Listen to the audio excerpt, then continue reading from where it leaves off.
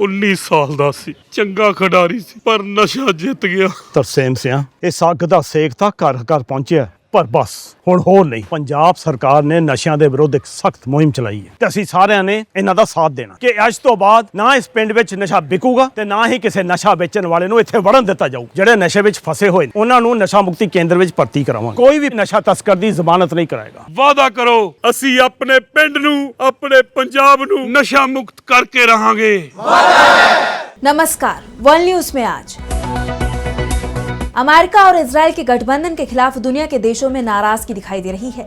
जिस तरह से गजा में मासूमों की जान इजराइल की तरफ से ली जा रही है, उसके बाद से ही इजराइल अलग थलग पड़ता जा रहा है। पहले फ्रांस, फिर ब्रिटेन ने फलस्तीन को मान्यता देने की बात कही। अब नेटो में शामिल एक और देश कनाडा फलस्तीन को मान्यता देने की तैयारी में है।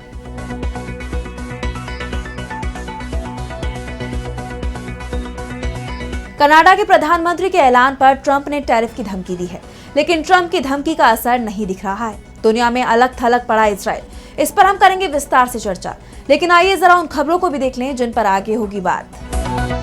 ट्रंप के अल्टीमेटम पर रूस का पलटवार, जरूरत पड़ी तो जंग अमेरिका तक जाएगी, रूस की धमकी पर भड़के डोनाल्ड ट्रंप। हिंदुस्तान पर टैरिफ लगाने के बाद अमेरिका ने पाकिस्तान से की डील, पाकिस्तान में तेल की खोज करेगा अमेरिका। ट्रंप का दावा, भारत भी खरीद सकता है पाकिस्तान से तेल। ब्रिटेन ने हिंदुस्तान को दिया जबरदस्त झटका, अंतर्राष्ट्रीय दमनकारी 12 देशों की लिस्ट में जोड़ा भारत का भी नाम। और चलते चलते में देखेंगे स्पेस से धरती पर दिखे अद्भुत नजारे को, सिंगापुर के आसमान पर दिखा तूफान, धरती से नहीं आया नजर। इन सभी खबरों पर हम विस्तार से करेंगे बात, लेकिन पहले एक नजर हेडलाइंस पर। अमेरिका की पूर्व उपराष्ट्रपति कमला हैरिस ने कैलिफोर्निया के गवर्नर पद का चुनाव लड़ने से किया इनकार। 2028 में फिर से लड़ सकती हैं राष्ट्रपति चुनाव। 2026 में होगा कैलिफोर्निया के गवर्नर का चुनाव। अमेरिका को बड़ा झटका, $10 करोड़ का F-35C stealth fighter jet California में क्रैश। यही विमान भारत को बेचना चाहता है अमेरिका। शहबाज शरीफ ने हिंदुस्तान पाकिस्तान जंग पर किया बड़ा दावा। कैबिनेट मीटिंग में बोले, पाकिस्तान की जीत की पूरी दुनिया में हो रही है चर्चा, जंग में पाकिस्तान को ही हुआ था भारी नुकसान। दुनिया में घट गई ईसाई देशों की संख्या, 10 साल पहले 124 देश थे ईसाई बहुल, अब 120 रह गई संख्या। 10 साल में 4 देशों में 50% से कम हुई ईसाई धर्म मानने वालों की संख्या।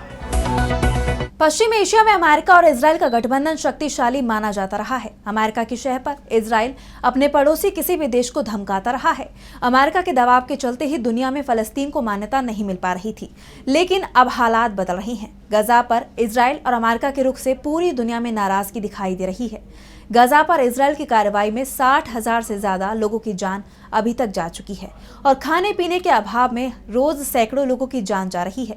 डोनाल्ड ट्रंप की नीति गजा को अमेरिका के नियंत्रण में लेने और फलस्तीनियों को दूसरे देशों में बसाने की है। गजा पर बम बरसाने के लिए अमेरिका ने इजराइल को $18 अरब की सैन्य सहायता भी दी है, जिससे दुनिया के दूसरे देशों में भी नाराजगी दिखाई दे रही है। सबसे पहले फ्रांस की तरफ से आजाद फलस्तीन को मान्यता देने का ऐलान किया गया है, फिर ब्रिटेन की तरफ से भी इसी तरह का कदम उठाया गया और अब कनाडा ने भी फलस्तीन को मान्यता देने की तैयारी कर ली है। कनाडा के प्रधानमंत्री मार्क कार्नी ने कहा है कि कनाडा 2 राष्ट्र समाधान का समर्थक रहा है, जिसमें इजराइल और फलस्तीन शांति और सुरक्षा के साथ सह अस्तित्व में रहे। कार्नी ने कहा, गजा में मानवीय संकट और 2 राष्ट्र समाधान की घटती संभावनाओं को देखते हुए कनाडा फलस्तीन को मान्यता देने के लिए तैयार है, लेकिन इसके लिए फलस्तीन प्राधिकरण को भी कुछ शर्तें पूरी करनी होंगी। फलस्तीन प्राधिकरण को सुधारों की तरफ आगे बढ़ना होगा। इन सुधारों में 2026 में आम चुनाव कराना शामिल है, जिसमें हमास को कोई भूमिका नहीं दी जाएगी। इसके अलावा एक शर्त यह भी है कि फलस्तीन कोई हथियार नहीं रखेगा। कार्नी ने कहा कि 2 देश समाधान को संरक्षित करने का मतलब है कि उन सभी लोगों के साथ खड़ा होना जो हिंसा या आतंकवाद के बजाय शांति चुनते हैं। वैसे फलस्तीन प्राधिकरण भी हमास से गजा का नियंत्रण लेने पर पहले से ही सहमति जता चुका है, यानी कनाडा की तरफ से जो शर्तें रखी गई हैं, फलस्तीन प्राधिकरण वो सभी सुधार पहले से ही लागू कर रहा है और ये भी कहा जा रहा है कि 2026 में चुनाव कराने को भी वो तैयार हो सकता है। कार्नी ने यह भी साफ कर दिया कि फलस्तीन प्राधिकरण के अध्यक्ष महमूद अब्बास के साथ उनकी बातचीत में इन शर्तों को बताया जाएगा। देखा जाए तो कार्नी के इस बयान को कनाडा की विदेश नीति में बड़ा बदलाव माना जा रहा है और अमेरिका तक इसकी धमक सुनाई दे रही है। डोनाल्ड ट्रंप के सत्ता में आने के बाद पहले से ही कनाडा और अमेरिका के संबंध तल्ख होते दिखाई दे रही हैं और अब इजराइल को लेकर कार्नी के बयान से ट्रंप भड़क उठे हैं। ट्रंप ने इसे लेकर तीखी प्रतिक्रिया दी है। उन्होंने कहा, वाह, कनाडा ने अभी घोषणा की है कि वो फलस्तीन के स्टेटहुड का समर्थन कर रहा है। इससे उनके साथ व्यापार समझौता करना हमारे लिए बहुत मुश्किल हो जाएगा। ओ कनाडा। इस बीच ये कहा जा रहा है कि ट्रंप अब कनाडा पर 35% का टैरिफ लगाने का ऐलान कर सकते हैं, लेकिन ट्रंप की धमकियां भी फलस्तीन के समर्थन में उठने वाली आवाज को दबा नहीं पा रही हैं। 14 देशों के गुट ने इजराइल के खिलाफ मोर्चा खोल दिया है, जिसमें Andorra, Australia, Finland, France, Iceland, Ireland, Luxembourg, Malta, New Zealand, Norway, पुर्तगाल, सान मारिनो, स्लोवेनिया और स्पेन के नाम शामिल हैं। इन देशों की तरफ से कहा गया है कि अगर गजा में इजराइल की ओर से हमले नहीं रोके गए तो फिर वो फलस्तीन को मान्यता देंगे। ऐसा प्रस्ताव सितंबर में होने वाले संयुक्त राष्ट्र महासभा में रखा जाएगा। इन देशों के विदेश मंत्रियों की तरफ से साझा बयान जारी किया गया है। इसे फ्रांस के विदेश मंत्री जेन नोएल बैरेट ने एक्स अकाउंट पर शेयर किया है। दावा किया जा रहा है कि जल्द ही फलस्तीन को मान्यता देने वाले देशों की संख्या बढ़ सकती है। अब बात रूस की अमेरिका को धमकी की। अमेरिका की तरफ से रूस को धमकी दी गई है कि वो यूक्रेन के साथ जंग को रोक दे। जो डेडलाइन 50 दिन की थी उसे घटाकर 10 दिन कर दिया गया है, लेकिन रूस रुकने का नाम नहीं ले रहा, बल्कि उसने अब यूक्रेन पर हमले और तेज कर दिए हैं। रूस की तरफ से कहा गया है कि सेना का ऑपरेशन जारी रहेगा। रूस के हमलों के आगे यूक्रेन के पैर उखड़ रही हैं। यूक्रेन के एक के बाद एक गांवों पर रूस का कब्जा हो रहा है। कीव पर बीती रात रूस ने एक और बड़ा हमला किया और अब रूस ने अमेरिका को भी जवाब देने की तैयारी शुरू कर दी है। अमेरिका के एक्शन का जवाब देने के लिए पुतिन नेटो देशों को भी निशाना बना सकते हैं और युद्ध का विस्तार यूक्रेन से बढ़कर यूरोप और अमेरिका तक जा सकता है और ये जंग विश्व युद्ध का रूप ले सकती है।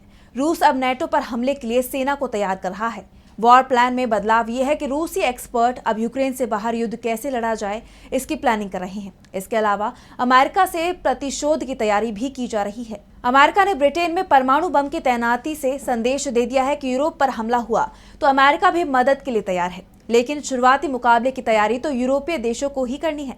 माना यह जा रहा है कि 10 दिन बाद ट्रंप रूस के खिलाफ कई सख्त फैसले ले सकते हैं और ट्रंप का फैसला जंग का विस्तार कर सकता है। ट्रंप के अल्टीमेटम पर रूस ने अपना रुख साफ कर दिया है। रूस के पूर्व राष्ट्रपति और इस समय राष्ट्रीय सुरक्षा परिषद के उपाध्यक्ष दिमित्री मेदवेदेव ने पलटवार किया। पुतिन के करीबी सहयोगी माने जाने वाले मेदवेदेव ने एक्स पर एक पोस्ट करते हुए कहा, ट्रंप रूस के साथ अल्टीमेटम का खेल खेल रहे हैं, 50 दिन या 10 दिन।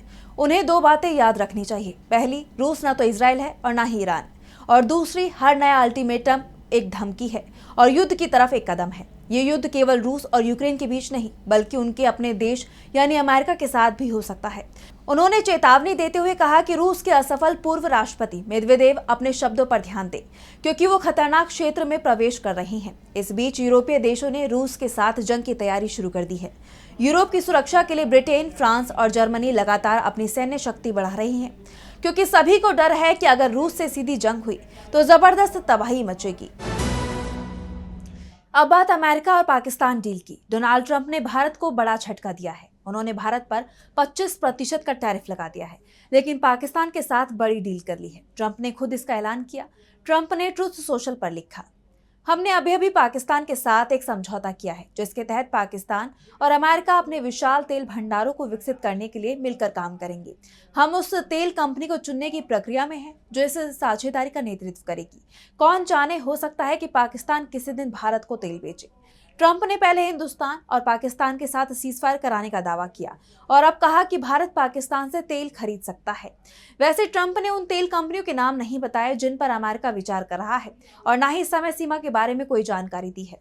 पाकिस्तान और अमेरिका के बीच ये समझौता अचानक नहीं हुआ है, बल्कि लंबे समय से इसकी तैयारी चल रही थी। पिछले दिनों पाकिस्तान के विदेश मंत्री इशाक डार अमेरिका पहुंचे थे, जहां उन्होंने अमेरिकी विदेश मंत्री मार्को रूबियो के साथ बैठक की थी और कहा था कि अमेरिका पाकिस्तान व्यापार समझौता बहुत करीब है और अब ट्रंप की तरफ से पाकिस्तान के साथ डील का ऐलान भी कर दिया गया है। इससे पहले जब ट्रंप ने सीजफायर की बात कही थी तो भी उन्होंने भारत और पाकिस्तान को बराबरी पर ही रखा था और अब अमेरिका ने ये बता दिया है कि उसके लिए पाकिस्तान बेहद खास है, क्योंकि एक तरफ भारत पर टैरिफ तो दूसरी तरफ पाकिस्तान के साथ डील बहुत कुछ कह रही है। वैसे ट्रंप का कहना है कि भारत में टैरिफ लगाने के पीछे एक कारण उसका ब्रिक्स में शामिल होना भी है और भारत ही नहीं, ब्राजील और चीन पर भी वो जुर्माना लगाएंगे। इस पर चीन की तरफ से तीखी प्रतिक्रिया भी आई है, लेकिन भारत में मोदी सरकार ने अभी तक इस मुद्दे पर चुप्पी ही साधे रखी है। अब बात ब्रिटेन से मिले झटके की। पहले तो अमेरिका की तरफ से हिंदुस्तान को झटका दिया गया और अब ब्रिटेन ने भी हिंदुस्तान को बड़ा झटका दिया है। ब्रिटेन की संयुक्त मानवाधिकार समिति यानी JCHR ने ब्रिटेन में अंतर्राष्ट्रीय दमन यानी TNR रिपोर्ट में भारत का नाम शामिल किया है। इस लिस्ट में उन देशों के नाम शामिल हैं जिनके खिलाफ अंतर्राष्ट्रीय दमन के सबूत मिले हैं। JCHR में ब्रिटिश संसद के विभिन्न दलों के सदस्य शामिल हैं और इसका काम ब्रिटेन में मानवाधिकारों से संबंधित मामलों की जांच करना है। रिपोर्ट में दावा किया गया है कि समिति को विश्वसनीय सबूत मिले हैं कि कई देश ब्रिटेन की धरती पर इस तरह के दमनकारी कार्यों में संलिप्त हैं, जिसका यहाँ के लोगों पर गंभीर प्रभाव पड़ा है। उनमें डर पैदा किया गया है, उनकी अभिव्यक्ति और आवागमन की स्वतंत्रता को सीमित किया गया है, जिसके चलते उनकी सुरक्षा की भावना को कमजोर किया गया है। ब्रिटिश संसदीय समिति ने चेतावनी दी कि विदेशी सरकारें ब्रिटेन में व्यक्तियों और समुदायों को चुप कराने और धमकाने के प्रयासों में तेजी से आगे बढ़ रही हैं। रिपोर्ट में दावा किया गया है कि देश की सुरक्षा एजेंसी MI5 द्वारा की जा रही ऐसे मामलों की जांच में 2022 से 48% की वृद्धि हुई है। रिपोर्ट में कहा गया है कि जांच में ऐसे सबूत मिले हैं जिनसे पता चलता है कि 12 देशों ने ब्रिटेन की धरती पर TNR गतिविधियां संचालित की थी।